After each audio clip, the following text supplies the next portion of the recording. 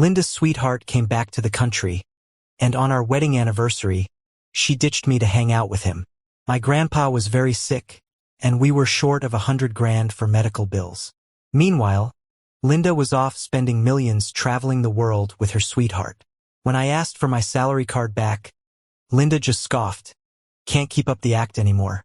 That excuse to transfer assets is pretty old. Because we missed the best treatment window, I received terrible news from the hospital. Grandpa passed away. I cut our wedding photo in half and sent it with the divorce papers. This crazy wealth, I don't need it. Whoever wants it can have it. I was about to say, honey, come back soon. I've made lots of delicious food for you. Then Linda calmly interrupted. Frank came back today. Aunt wants me to pick him up. I went silent. Hearing that name, I felt instinctively inferior. Linda's gentle voice was calm. I just told you ahead, so you wouldn't overthink. Oh, and I sent you a gift. It should have arrived, remember to check. I went downstairs to fetch the delivery. Opened it, some fancy cufflinks. Holding the gift, I was happy, knowing I still mattered to Linda. But then I noticed a flaw on the box. When I went to the store to ask about it, the lady there politely said, Sorry, sir, we can't promise flawless replacements for gifts. I was stunned, holding the cufflinks. Gift? Yes, this is a gift. I stared at the box, deep in thought. Suddenly, I got a message from my mother-in-law. Harry, I know I'm nagging, but you gotta hurry up with grandchildren. Linda doesn't have her head in the game with you, and you're slacking. Next year's uncertain whether you'll still be calling me Mom. Attached was a picture, Linda with Frank on a yacht. They were looking at each other tenderly, fingers intertwined. My mother-in-law often talked like this. I've grown used to it. I came from a poor background. She never liked me. What shocked me was the stuff next to Frank in the picture. Magnifying the photo, next to Frank on the sofa was the genuine store-bought product. It wasn't just cufflinks. There were over 10 luxury shopping bags around. My hands shook, overwhelmed with despair. Linda had actually given me the freebie from Frank's gift. What do those shared marriage certificates even mean then? Walking to the mall entrance, the chilly fall wind blew through the glass door. The night was cold. I sat alone at the dinner table when the phone rang.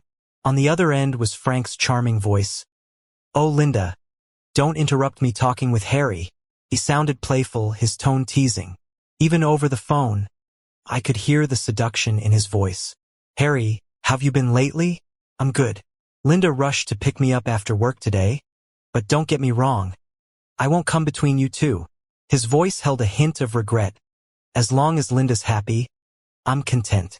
Realizing his error, Frank quickly corrected himself. Sorry, Harry. I was rambling, don't take it to heart. I sighed silently. She isn't happy. She misses you constantly. But outwardly, I just grinned and said, no worries, we're great. Have a good trip back. Linda snatched the phone, sounding serious. Harry, don't make it hard for Frank. He's just a simple guy with no ill intentions. I'm not. Linda, thinking she had it all figured out, said, I see through your schemes. But Frank is family. Don't involve him in this. We're married now. He's no threat to you. I didn't know whether to be angry or argue. But whoever loves first is always the captive. Everyone said marrying Linda was a stroke of luck. I knew I'd never compare to Frank. He's a charming young heir. The one who helped Linda when she was broke. Had Frank not minded Linda being poor back then, they'd probably be together by now. Fate played its tricks. Once they parted, Linda's business began to soar. Unknowingly, I fell for the graceful Linda, complicating matters. Over 3 years, I pursued her fervently. No holding back, and eventually, Linda agreed to marry me. After the wedding, I followed her lead and became a stay-at-home husband. She said we're a couple and should be open, taking my salary card but giving me a supplementary one. Use the money as you wish, it's our joint asset. I felt sweet holding that card, not for the limitless credit but the security Linda gave me. But then, I began noticing the inconveniences. This card couldn't be cashed out. I couldn't even send living expenses to my grandpa. Each time I asked Linda for money, she'd have the perfect excuse. Once I mentioned taking my salary card back, and she got mad. Harry, don't you trust me? There isn't much in your card. Do you think I care about that little money? If you want it, take it. Seeing her upset, I let go of the idea. Staying home as a full-time husband seemed fine, but inside, I was a mess. Mother-in-law was eager for grandchildren, but I had no words to say. I couldn't tell her that, apart from our wedding night, there was nothing. Linda returned home after several days. I greeted her with a smile, but she sat on the sofa, cold. Harry, I didn't think you'd be so petty. I froze, puzzled. Frank told me you insulted him over the phone. Why would you do that? I didn't. Still lying. She stood, eyes like ice. Frank was my first love, you know that. Now that you're with me, why do you still want to make things difficult for him? What did he ever do to deserve your humiliation? I'm so mad. I'm shaking, my nails digging into my skin. After holding it in for days, it's all pouring out. So what did I do wrong? On our wedding anniversary, you spent it with him. The gift you sent me was just a freebie from something he bought. You listened to his side of the story and came back to accuse me. I have so many grievances and nowhere to let them out. Linda, who's insulting who here? I'm just a poor guy who's never seen nice things. But you can't just insult me with someone else's leftovers. My heart aches sharply, but I manage a smile, sizing Linda up and down. I mean, even you're someone Frank didn't want, so why should I care about a freebie? As soon as the words left my mouth, Linda slapped me. Harry, watch your words. Frank and I had no choice but to split up, but I'm more than enough for you. Don't get greedy. Linda's smile was cold and mocking, the warmth in her eyes now gone. I'm telling you now, Frank is back. I'll be spending most of my time with him, so you'd better stay home. If I find out you're causing trouble for Frank again, don't expect me to care about our marriage. She yanked her second credit card from my bag. I'll be holding on to this for now. Once you come to your senses and apologize to Frank, and I'm satisfied, you might get it back. That card was everything to me, and without it, I couldn't live. I lunged to grab it back. Didn't you say this was our joint property? Linda pushed me down, looking at me with contempt. Frank was right, all you care about is my money. No way I'm giving you the chance to sneak it away. She glared at me. The prenup was clear.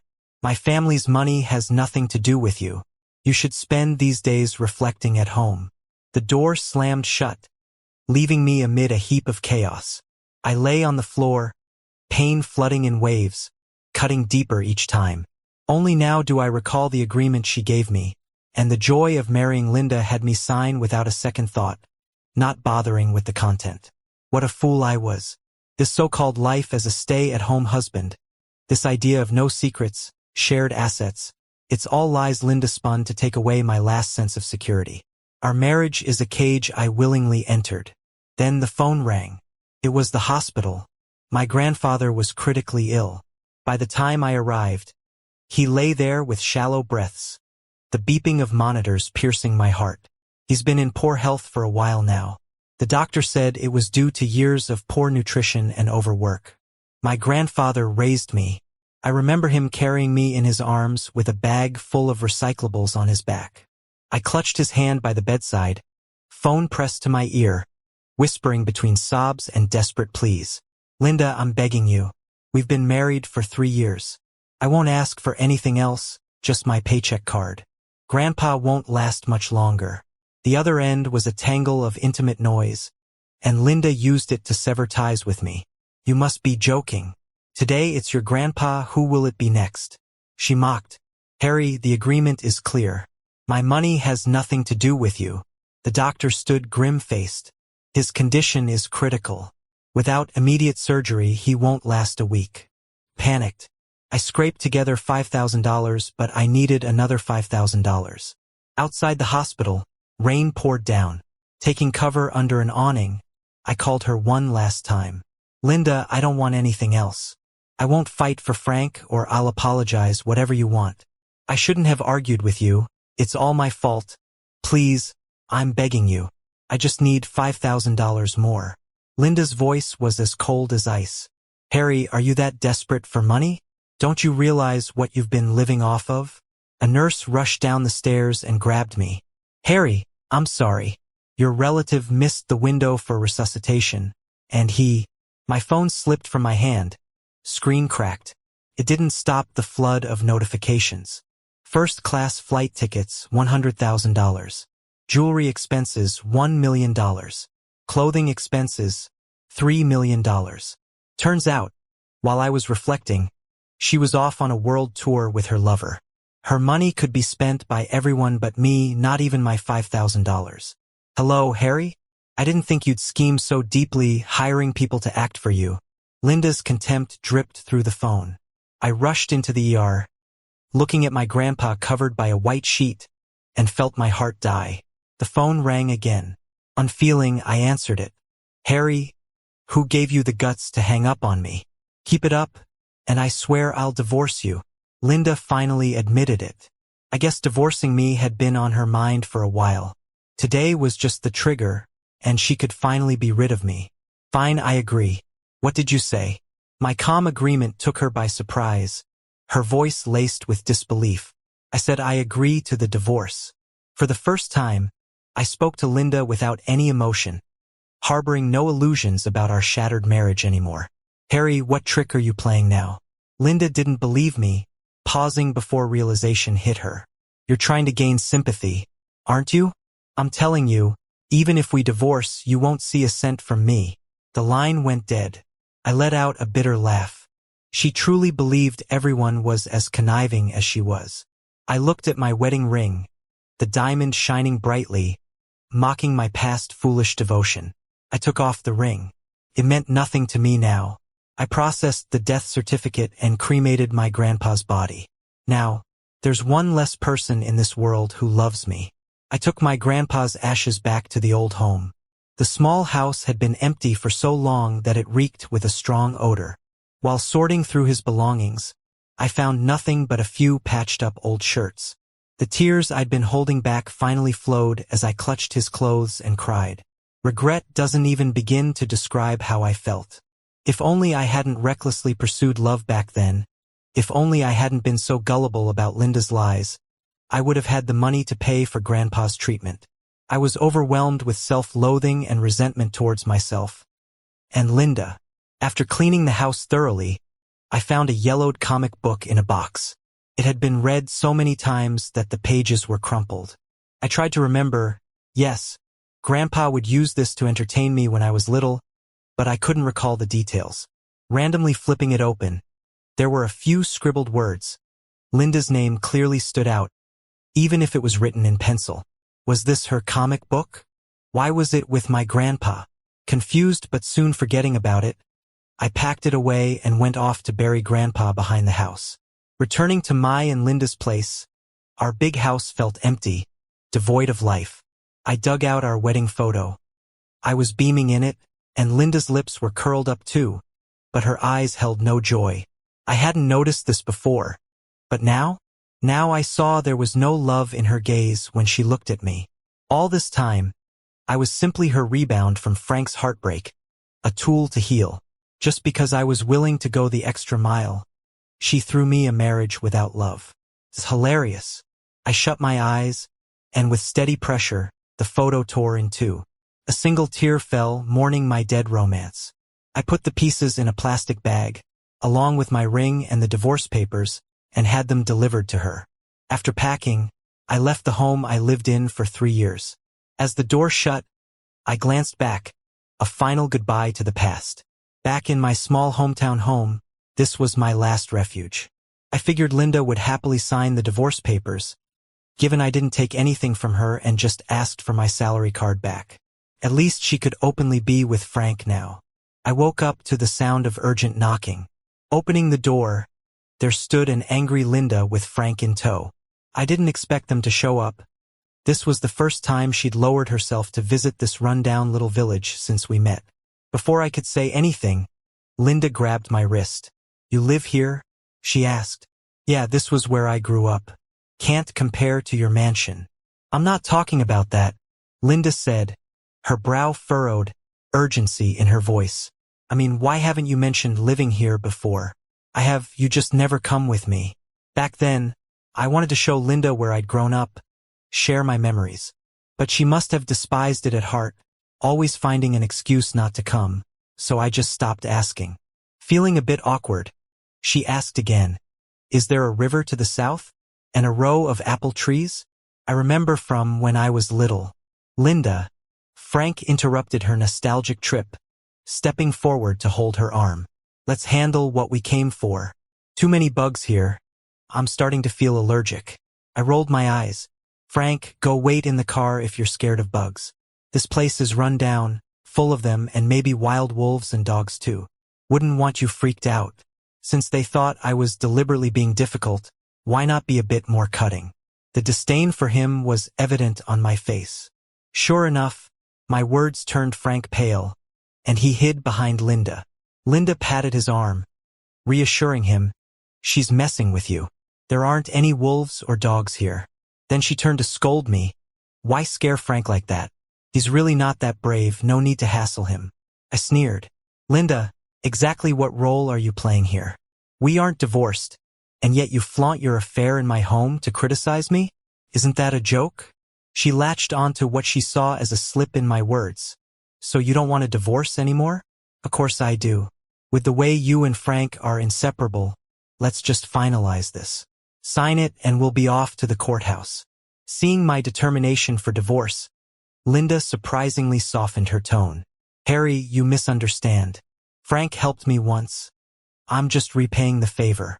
Frank's scream cut her off, and we both turned to where he was pointing, right at my grandpa's grave. "Linda, why is there a grave here? That's so creepy." He panicked. Linda calmly rubbed his back. "We're in the countryside. It's normal for graves to be nearby. But I'm scared. Who would bury a dead person this close?" "It's bad luck," he complained nonstop, anger rising within me. "Watch your mouth. What's unlucky here? You shoving yourself into our marriage may be alive, but you're way more unlucky than the dead." Frank didn't expect such a direct attack. He stared at me, eyes glistening with false innocence, pathetic as he turned to Linda for support. Linda's eyes burned with indignation. "Harry, how can you say that to Frank? Not surprising Frank thinks your folks have no manners. Burying people on a whim. You really can't shake off the pauper's mentality." I couldn't hold back anymore, rage swirling within me. My hand swung, landing a resounding slap on Linda's face. "Shut up, Linda. That grave belongs to my grandpa." Frank was about to retaliate, stopping only when he realized who was buried there. "Your grandpa's really gone. I'm heartbroken." Tears ran down my face. "Yes, he's dead. No money for treatment, he just died. You happy now? The man you see as bad luck is my only family. Linda, I may come from poverty, but didn't you rise from it too? Did you forget that so soon?"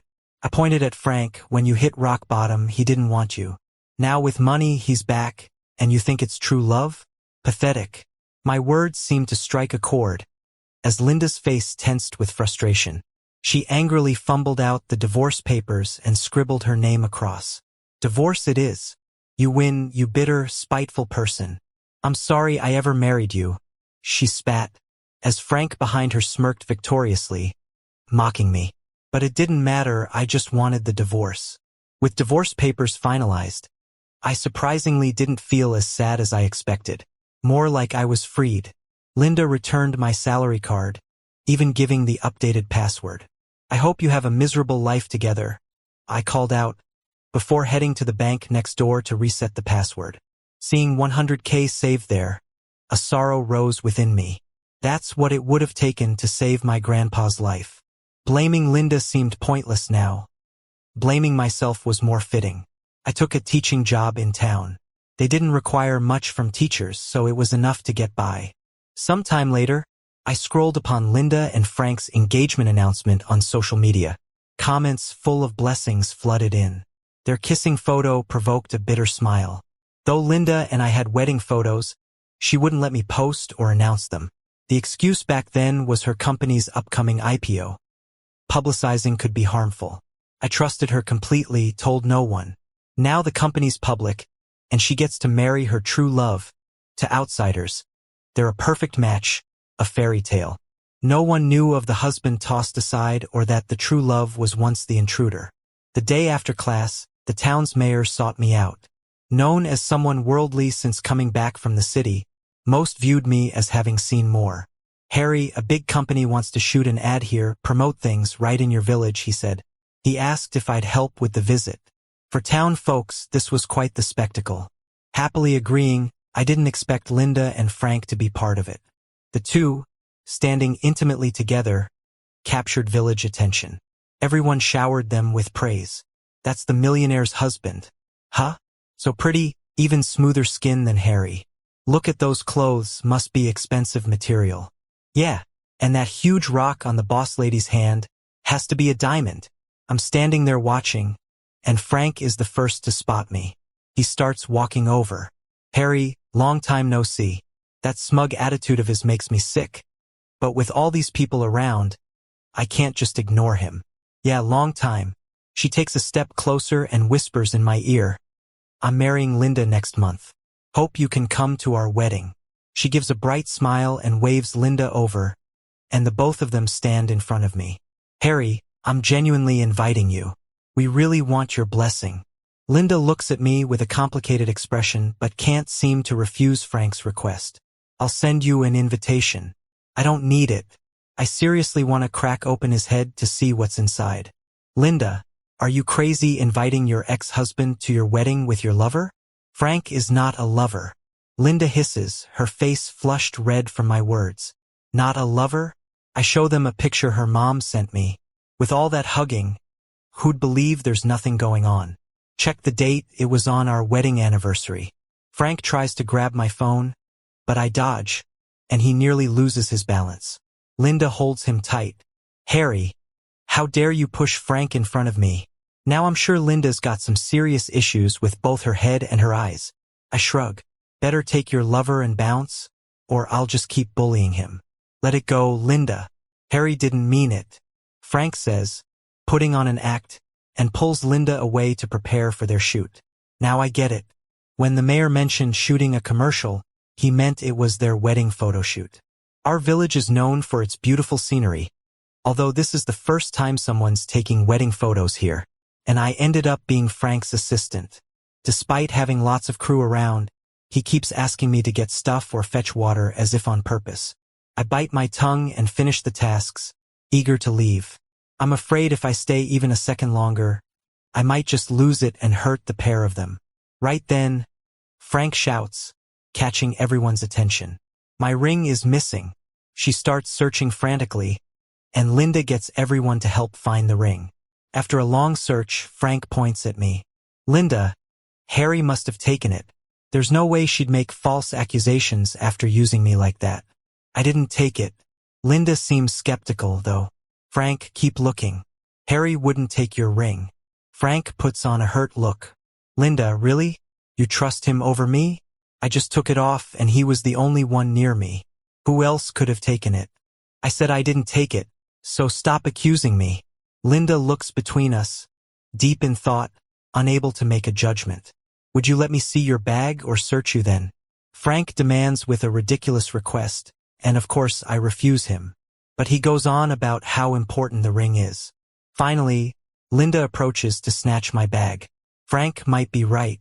You're greedy and you might really have taken it. You wish.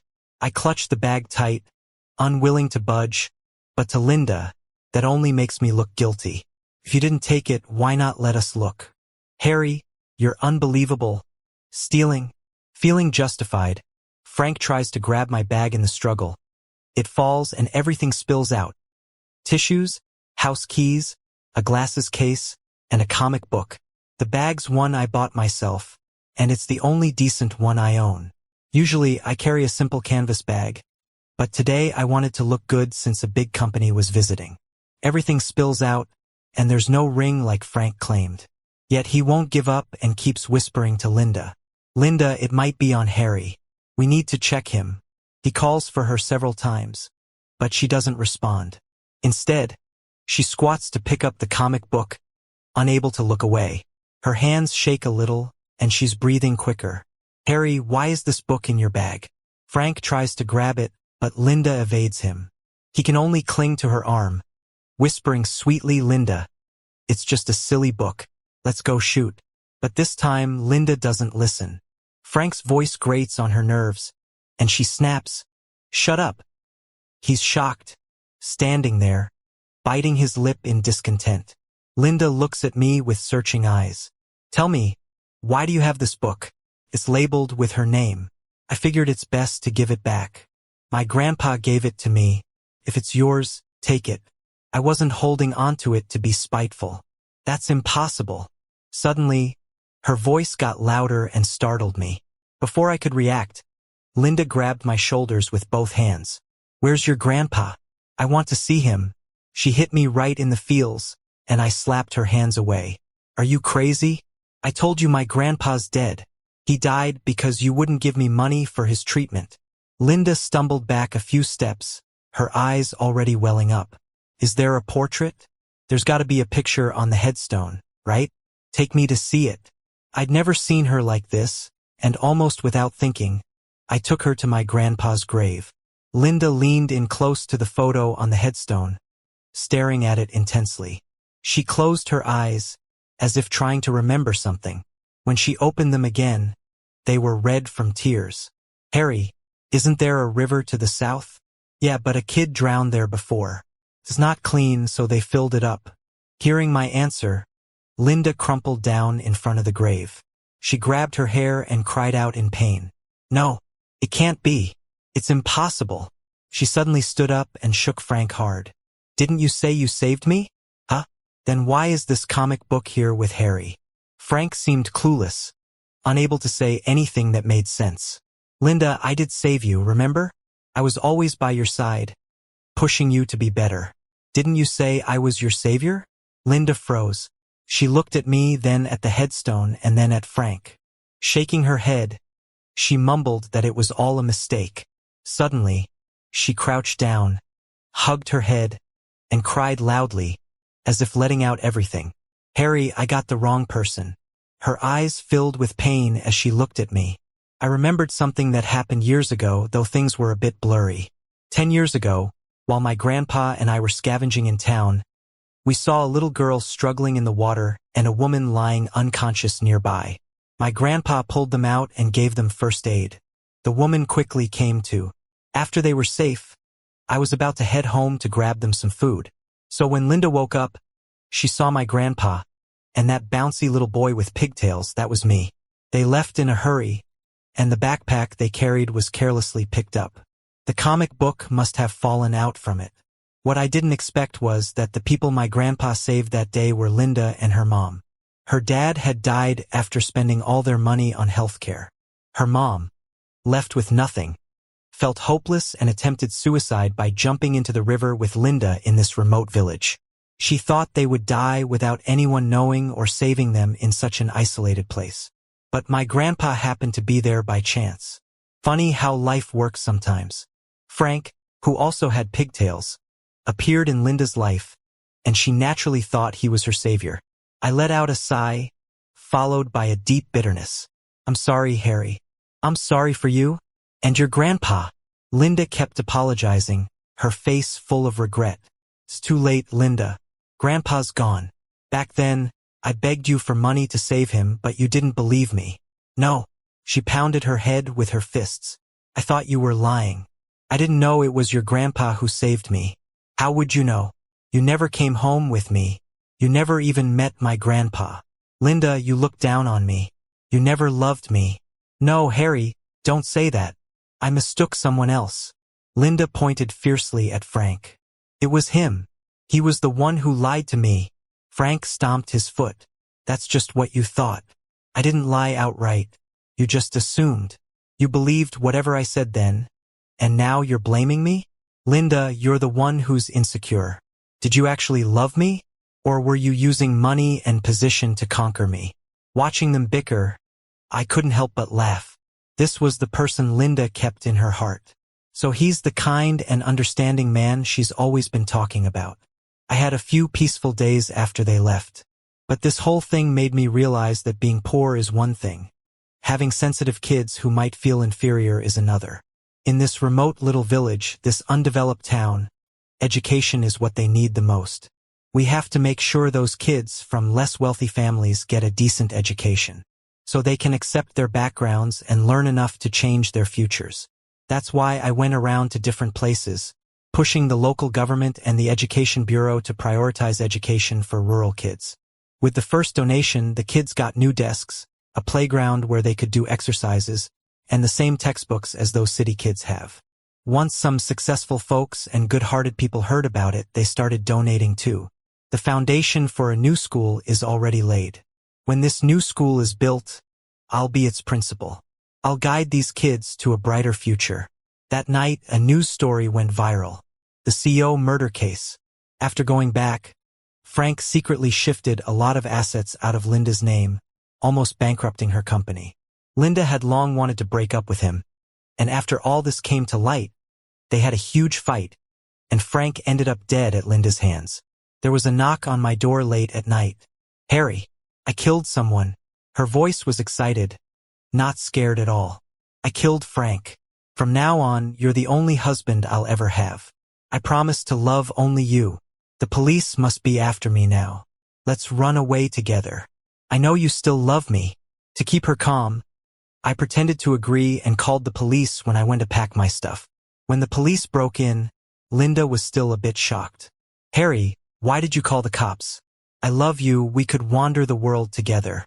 Even though I'm broke, isn't my love for you enough? Don't you love me?" I nodded. "No, I don't love you anymore." "What did you just say?" "I don't love you anymore, Linda. You must face the consequences of what you've done. You used to be more than enough for me, but now you're not." As the police took her away, she kept shouting she loved me. But I didn't need it anymore.